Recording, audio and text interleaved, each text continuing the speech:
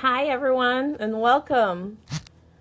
Today, we are going to be speaking with Colonel Keith Williams. I am going to include him.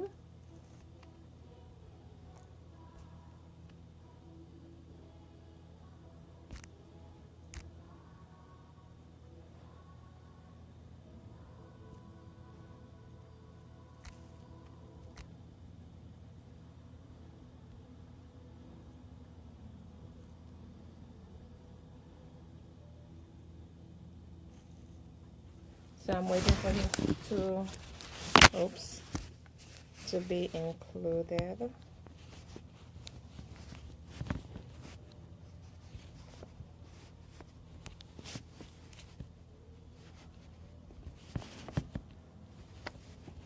Okay, I am trying my very best to stable that phone.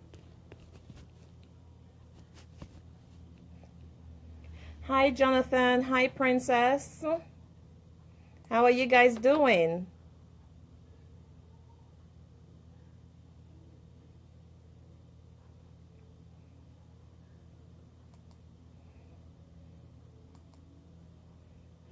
So I am still waiting on Colonel to get on. Let me see if he is 9.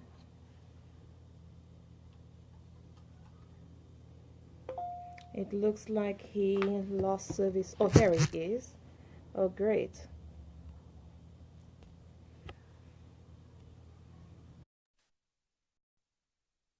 So I am good, thanks. I am doing fabulous, enjoying life, enjoying the breeze, enjoying everything.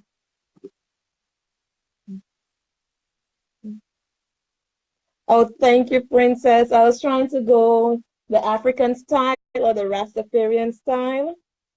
So, thank you.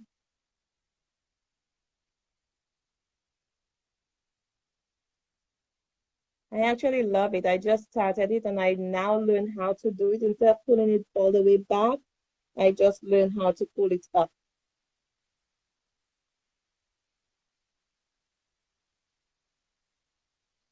So we're just waiting on Colonel Keith to join us.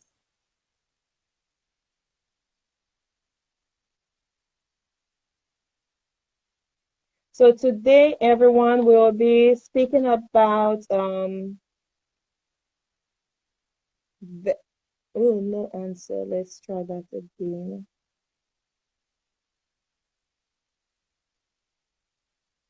Yes, Jonathan, this is another interview going on right now. And I am going to add Keith again. Okay.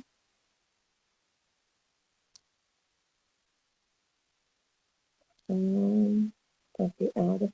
We're going to try that again to see if we're able to add him.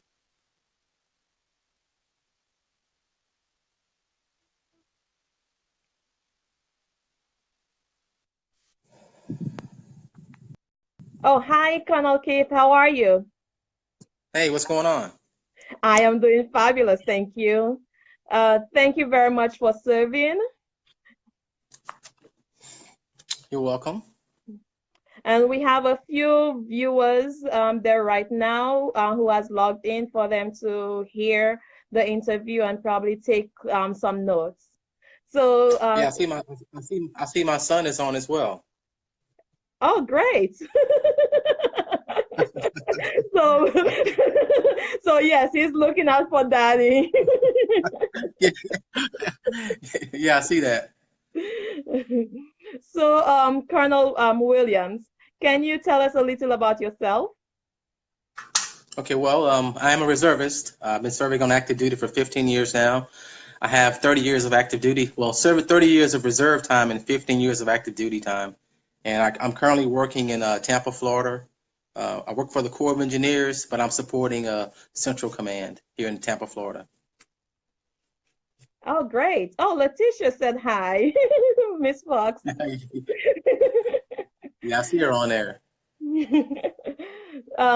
So tell us a little about before we move on, we know we're going to talk about veterans or military servicemen and women transitioning into the real world and becoming civilians and finding jobs and even getting houses. But we're going to focus on finding jobs. Can you tell us a little about that and some of the steps that they can take?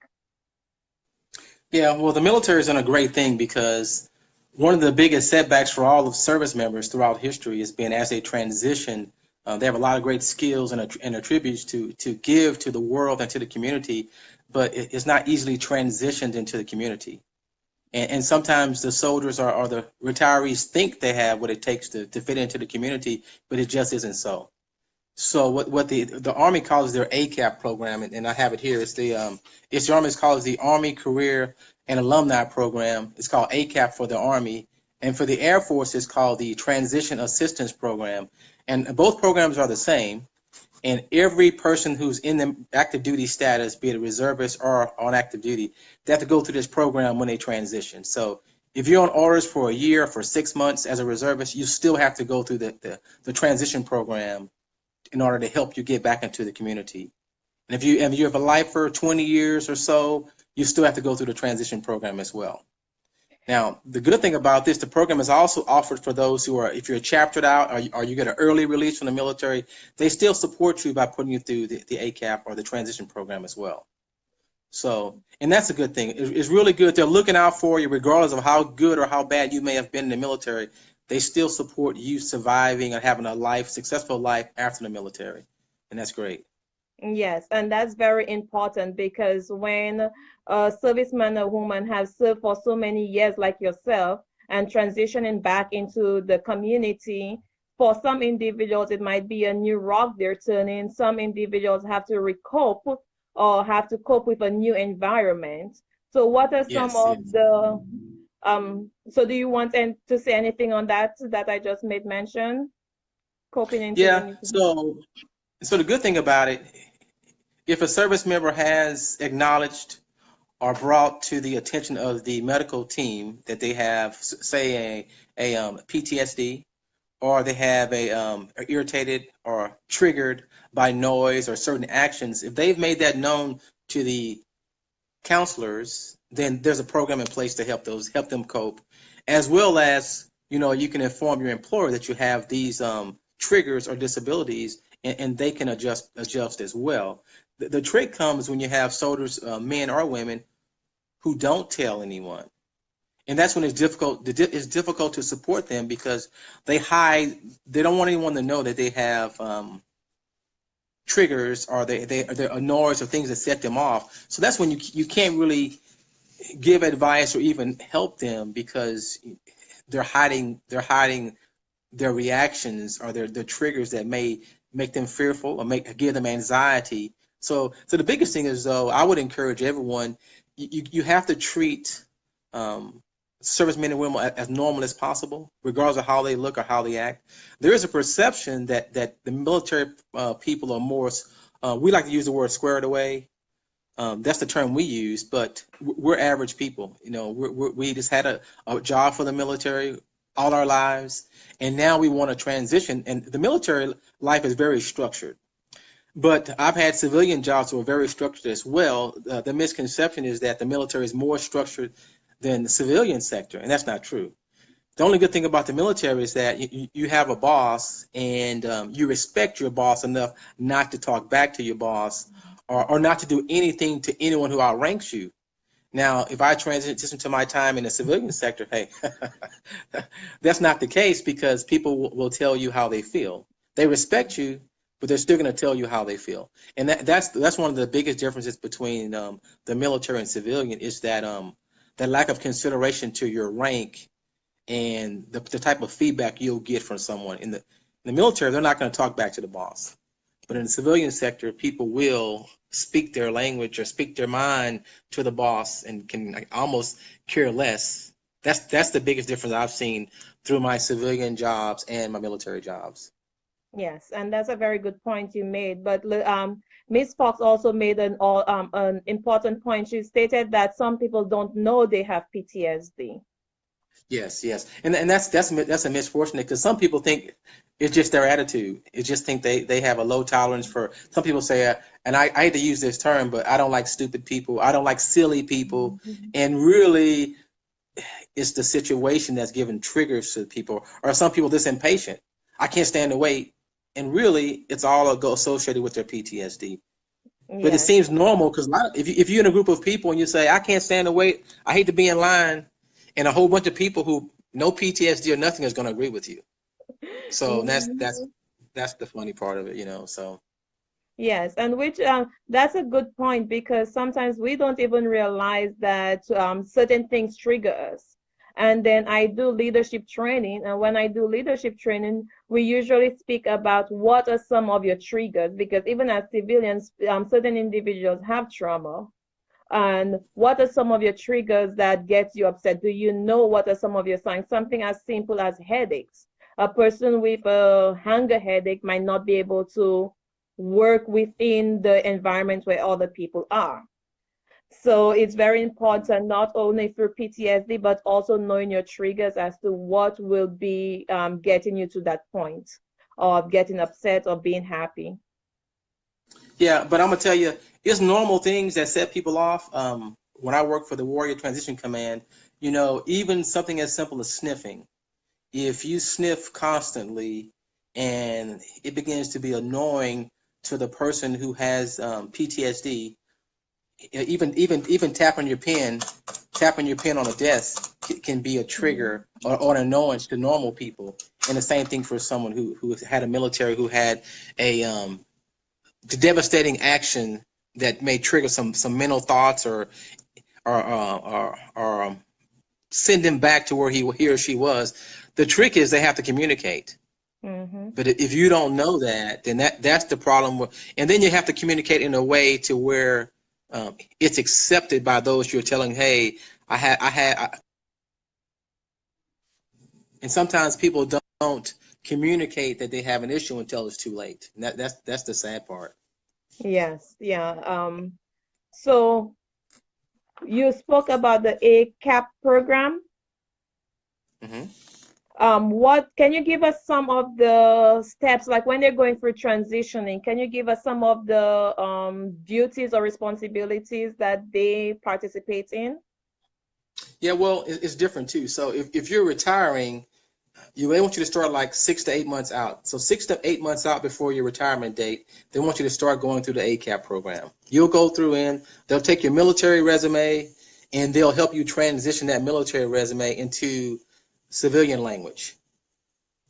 And that's the biggest thing. So if I talk about resumes for an example, it's different. Resumes used to be responsibility based where you told what I was responsible for 50 people, responsible for managing the store, and you could just put what you're responsible for down on your resume. That was enough. Now though, it's not. It's more so productivity based. What have you done? What can you do for my organization? So then you have to use the metrics of, if you have improved performance, you got to break it down. If you've managed people, you've got to tell how many people you've managed, and they Mm-hmm. want to. That's more so how the resume has to be built. So when you see a job, it's almost like your resume is your chance to market yourself. So for each job you apply for, you have to tailor or shape your resume for that specific job. And you have to stay within the boundaries of the truth, because Mm-hmm. you can't say, for instance, you are serving people and you say, I serve 3,000 people a day and maintain 100% satisfactory rate. Well, they're going to call your employer and say, hey, how many people did you have a day? And they say, oh, probably 1,000 or 1,500. And you're going to look like you're falsifying your information. Now, during peak time, Christmas, the holidays, or on the weekend, you may have serviced 3,000 people. So you really got to shape your wording to be specific. So when they call and check on you, they can say, yes, on the weekend, we average 3,000 people on the weekend. And Okay. performance, had 100% satisfactory rate on all of my customers, and that's what they're looking for. What can you bring to the company? Yeah. So, And the ACAP program talks you through that. It helps you to write your resume for a government job, it's different verbiage and criteria for a government job, and for a non-DoD job, non-Department of Defense job, it's a different criteria, and that's what ACAP helps you to do. Okay, that sounds great because I actually went through a resume building for the military. I believe it was sometime last year. And the steps is like the comparison, as you were saying, between the military-based resume and the civilian resume, it was totally different. I literally had Yeah, to it is. revamp my entire resume. And Yeah, yeah, and then when I revamped my resume, civilians were asking me for my resume. So I right. ended up forwarding them my military resume. They're like, what? This is like a whole essay, like a book. I'm Right. like, no, you have to read The the biggest thing, details. well, the biggest thing on your resume is to be truthful and Hmm. have quantifiable information. So you want your new employer to call and check on what you have done, and you want your resume to reflect the truth of what you have done. That's Hmm. the biggest thing. You don't want to write your resume and, like, for instance, if you look at the military job description, they may tell you 2 or 3 pages of what your duties really are for that military skill or for that position you have. You don't want to just copy that, and you want to look through that description and see everything you've actually done. If you haven't done it, don't say you've done it. That's what you want to be, as truthful as possible. And I love the point that you made is use your job description for you to do the comparison in order for you to go ahead and transition it onto your resume. Right. That's And correct. that, yeah, and that goes both for military and civilians overall. Right. That's correct.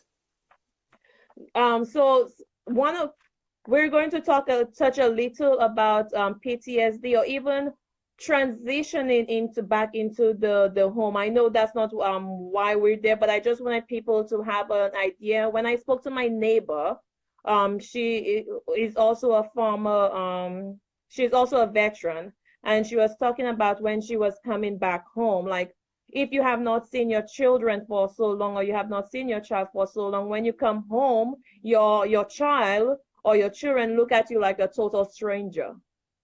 Yeah. Yeah. And then like how do you take that in to see that that child that you have cared for and made that sacrifice for, when you come home, that it's a total stranger. I mean, you look like a total stranger to them, but the Right. PTSD and different emotions can be raging in or coming in without realizing. Yeah. Well, what I'll tell you there is time. It just takes time. There's no cookie cutter solution for kids. So one of my service member I worked with, he was an amputee, and he had an experience to where he was really hating the world, and very disgruntled about losing his leg. And they were pushing him through the park, and all of these kids would come up to him and ask him what happened. And see, kids are innocent when they ask you a question. They really want to know what happened. So this particular case, that helped him through his recovery, because he began to make a joke about what happened to his losing with the kids as a means to scare them in excitement, like the dog ate my leg off. He began to joke with the kids, and that helped him, because kids innocently asked the question, and adults were more specific. They wanted to know what happened, how many times were you shot, did you blow? I mean, they want to know all the details, and kids don't want to know that. And so Yeah. that gave him a chance to recover by talking through with the kids. So, but what I would tell you is that the adults have to set the stage for the kids. They have to set the stage. And if the kids are asking questions, the adults have to say, not right now, or they have to answer the question for the service member.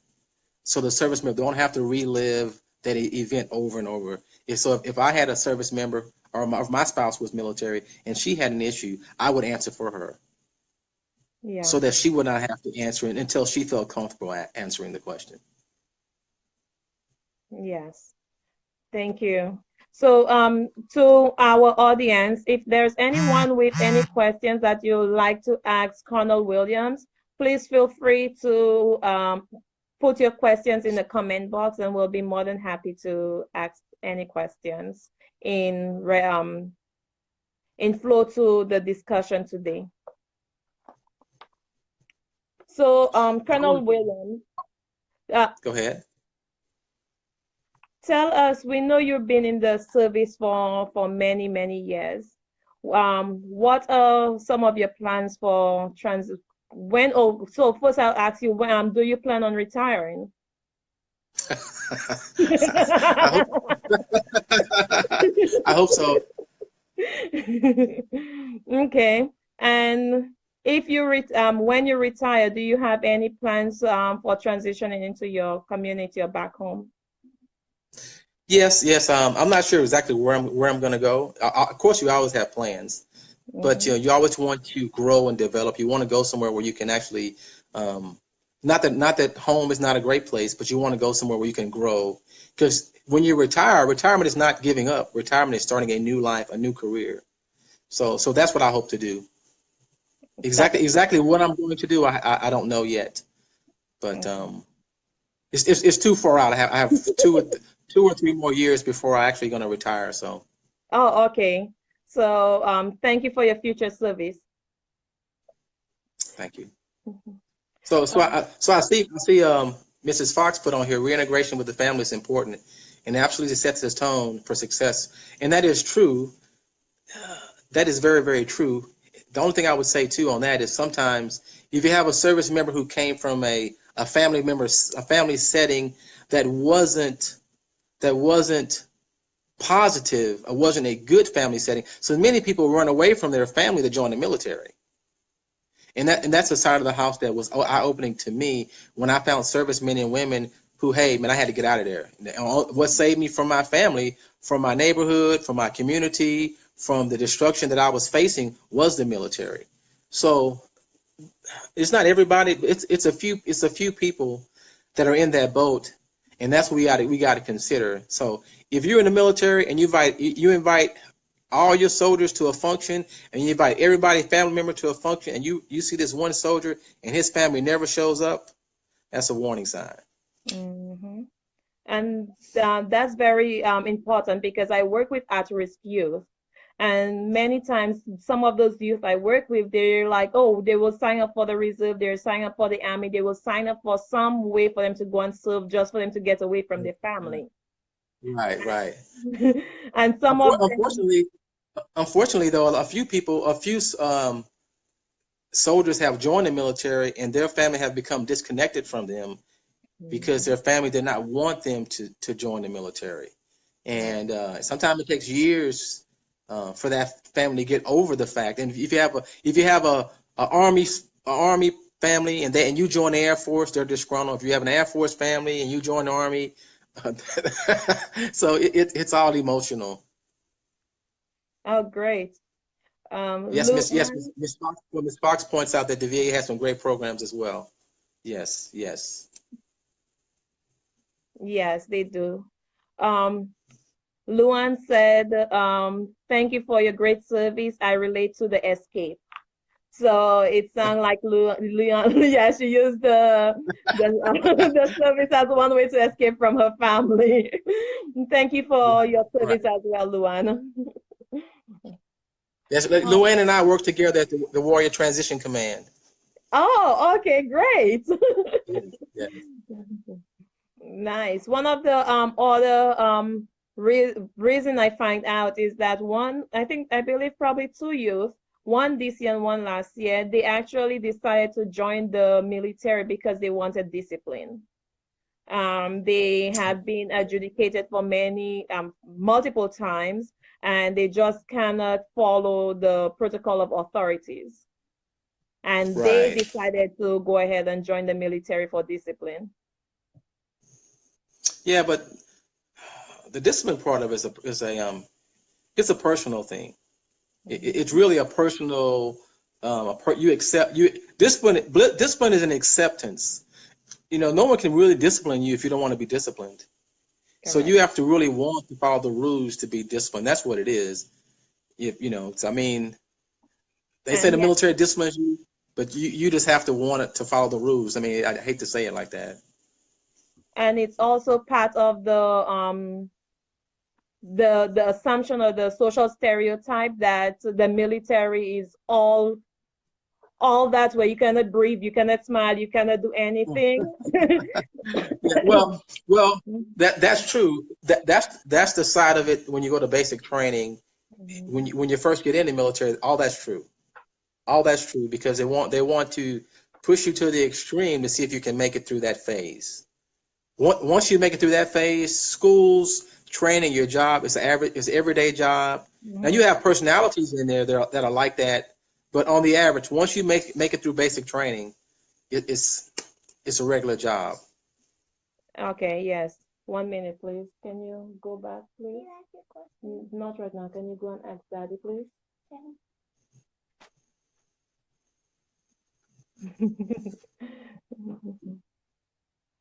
Yeah, but what a military when you talk about discipline, I'm a piggyback off what Miss Fox said. You know, you have to sign for everything. So whenever you get something, you're assigned something, you are account for it. So the military teaches you not to lose something or not destroy something. Because if you do, you're going to pay for it. Yes. So so so everyone knows that if I issue you a duffel bag and ten bags of 10 buckets of milk and 10 pots in there or 10 sets of boots, when it's time for you to turn that stuff in, you have to have all that stuff or you're going to pay for it. So you become responsible and become accountable because you don't want to pay for it.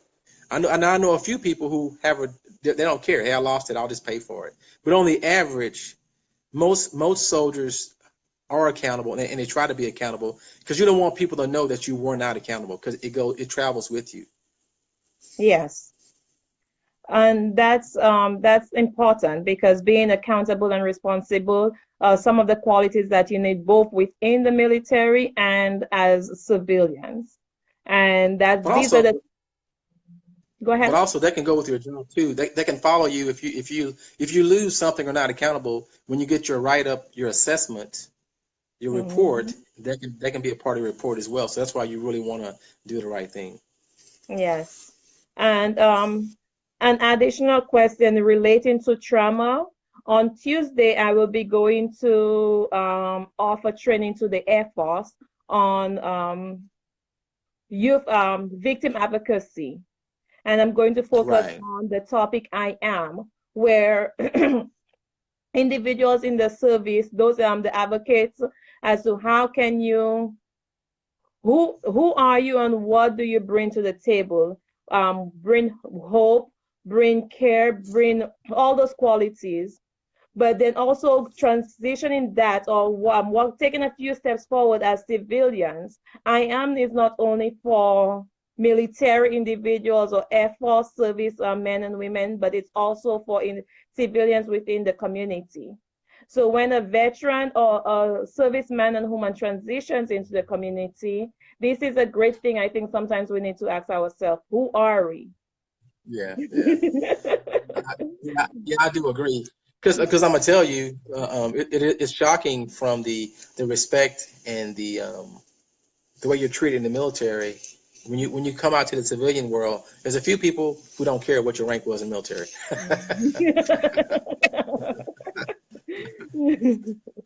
Yeah. I'm not that person. No, well, look, I'm not working for you, so I'm not worried. Yeah. So, is there anything that you'd like to tell our audience before we come to a close? Well, my biggest thing is a work in progress. So, everybody that comes out of the military is not squared away. Some people have done their 20 years in the military and they still have poor decision making. They still have to grow and learn how to deal with people. So the good thing about the military, we're all assumed to be very honest and disciplined, and it gives you an open door to say.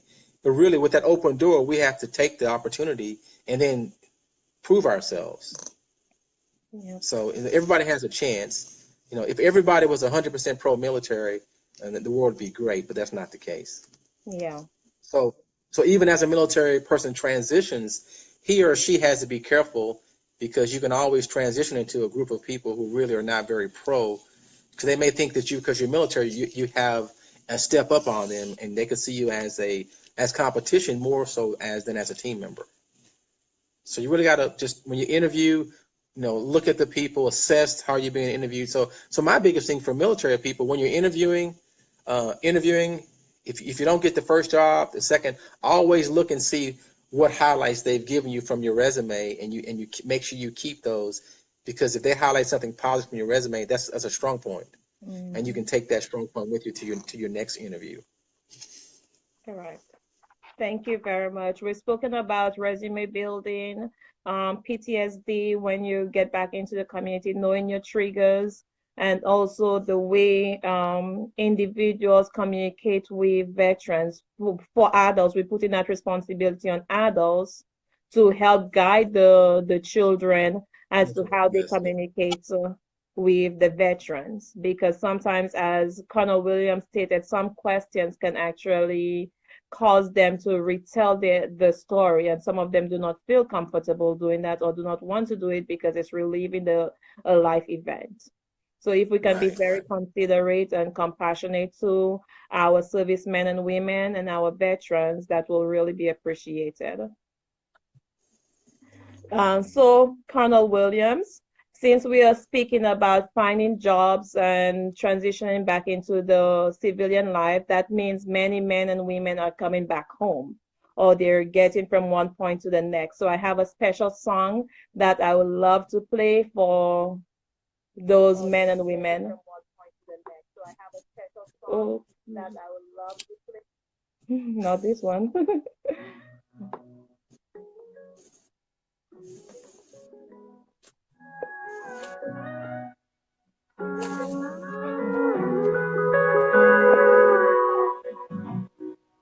The days feel like a week, the weeks turn into years.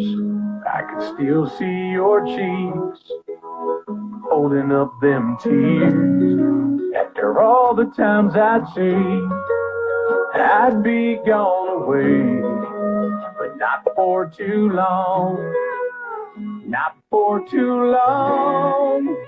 I'm coming home, where my heart has always been, where all the past time made me who I am. Well, I'm coming home to see you again, to look in your eyes and find no words to take the praise of seeing your face.